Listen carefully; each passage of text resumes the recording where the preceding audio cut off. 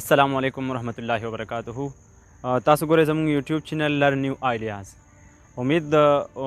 کوم چې تاسو به ټول ښه او خیریت سره به نن ملګرو دا زموږ موضوع چې کومه ده دا په پیرنټینګ سکل باندې ده چې یو بچی د کور کې اوسیږي لا نور ډېر ماشومان دي والدین د هغې خیال څنګه وساتي او څه ورته پکار دي چې هغې کې هغې مدد وکړي د بچو سره. ګوره فرسټ اف آل خبره خو دا چې د بچي تعلیم خیال ډېر اهم دی او ډېر ضروري دی که نه. نو که لا بار خلکو سره ملاوېدل دي د لا معاشرې کې د ده اوسېدل دي کور کې د ده عادتونه څنګه دي دا مور پلار ته پکار ده چې ټول دا چیزونه اسسټ کړي هغې ته وګوري جایزه یې والي چې دا څنګه کېږي او یو بچی څنګه دی څه خوبې دي او څه دغه کمزورۍ دي او کوشش دي والدین دا وکړي چې د دې بچي کمزوري په دې طاقت باندې بدلې شي طاقت جوړ شي د ده. دا تعلیم سره سره د دې داسې د دې هوم ورک کې د مدد وکړي چې دا بچی سکول نه راځي کاپیانې ګوره لیکلې څنګه دي مختلف سکل پکې وي خبرې څنګه کوي بچی اریږو خو نه او د ده رایټینګ سکل څنګه دی دې باندې مکمل دا مور پلار ته پکار دي دا کور مشرانو ته پکار دي چې د بچي دې باندې خیال وساتي. مطلب هم دا دی چې څو ورځې مخکې ګورنمنټ کالج منجخیلو کې یو تقریبا 12 یا 14 کسان داسې وو ماشومان چې هغې د سپلیمنټري اګزام دپاره اډمیشن یې کړی وی فارم یې جمع کړي وو هغه هر څه فاینل شو موجوده حکومت چې هغې له سپیشل اګزام نوم ورکړو د کرونا وایرس د وجې نه. په هغې کې هلکان داسې وو چې پیپر ډیټ ترې نه تېر شوی دی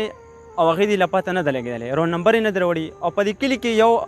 یو هلک تللی دی د هغې د رول نمبر یې پوسټ آفیس نه هغه له میلاو شوي دي راوړي د هغه کور کې ځان سره ایښي دي د ماشومانو په حوالې کړي نه دي چې کله پیپر ډیټ تیر شو د ماشومانو 12 یا 14 ماشومانو ته هغې نه بعد پته ولګېده چې ګوره زموږ رول نمبر یې خو نشته بیا پوسټ آفیس ته دي چې لاړه هغې ځای ته نو هغې ورته وویل چې پلانکي سړي خو ستاسو هغه هلک وړي دی ستاسو رول نمبر یې نو د هغه سین هم هغې ځای کې کړی و هغې ایکس واي زیډ چې څه کاروي و هغې ځای کې کړی رول نمبر یې کور ته راوړی دی او دلې نه دی دې ماشومانو نه دي ورکړي بیا ماشومان هغې ځای نه راغه بیا ورغه هغې هلک له چې ستاسو رول نمبر زموږ رول نمبر تاسو سره وي سم کې هغه وایي او ټیک دی ستاسو رول نمبر خو موږ سره شته هغې ورته اوس خو پیپر تېره شوې ده اوس ته موږ به څه کوو هغه وایي تاسو اول راغلي وي موږ به رول نمبر یې درکړی وي. ګوره نو خبره دا ده چې دا چې د هر چا غلطي ده د ماشومانو غلطي ده مخکې ونه ویل غلطي اول نمبر د ماشومانو ده بیا د پیرنټس ته ګوره چې تاسو ته پکار و چې بچي مې داخله کړې ده زما رول نمبر دته اوس اګزام شروع شو رول نمبر دی لکه کم دی پیپر یې له ولې نه دی تللی په کم ډیټ باندې ستاسو پیپر دي بیا غلطي دغه بل کس ته چې تا رول نمبر یې راوړي که تا ته پته ده چې په دې تاریخ ګوره پیپر دي رول نمبر د ماشومانو ماته میلاو شي دې دې له ورکړه کلي کې ته هغې سره نږدې خو چلو غلطي دي چې د ارچام وه خو دې کې زه زیات نه زیات غلطي ځکه پیرنټس ته ورکوم. هغې کې یو ملګري ما ته کال وکړو یو څو ورځې مخکې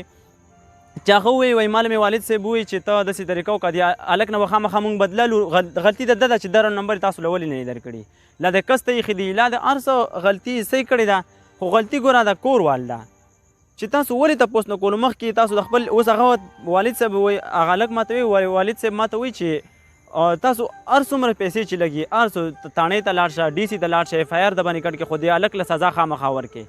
ګوره دې نه دا کیسه نورم خرابه شوه د بچي د سال هم ضایع شو دغې که ته په دې بچي رپورټ وکړي یا پیسه وکړي په دې بل کس باندې ستا پکې پیسې هم ضایع کېږي. خبره صرف زموږ دا نه ده چې موږ به خپل خبره سر ته به ګورو موږ به خپلې خبرې ته ګورو خو به مقصد شي ته به ګورو چې مقصد زموږ کم دی دې کې نو ټولو ته دا پکار ده د بچو خیال وساتئ او په ښایسته طریقې سره یو کور وچلوئ که چېرته تاسو غواړئ چې زموږ د مستقبل دی د کور د بچو یو ښه وي یو برایټ فیوچر دی وي تاسو علي دې خبرو ته سوچ وکئ کنې دا لکه زندگی ډېره خم ده آسان هم ده او ډېره ګران هم ده چې ته یې په څنګه طرز تېری ډیپینډ په تا باندې کوي نو دا څو خبرې وې چې تاسو مخې ته مې وړاندې کړې امید کوم تاسو په دې باندې ښه رایه پیش کوئ. والسلام.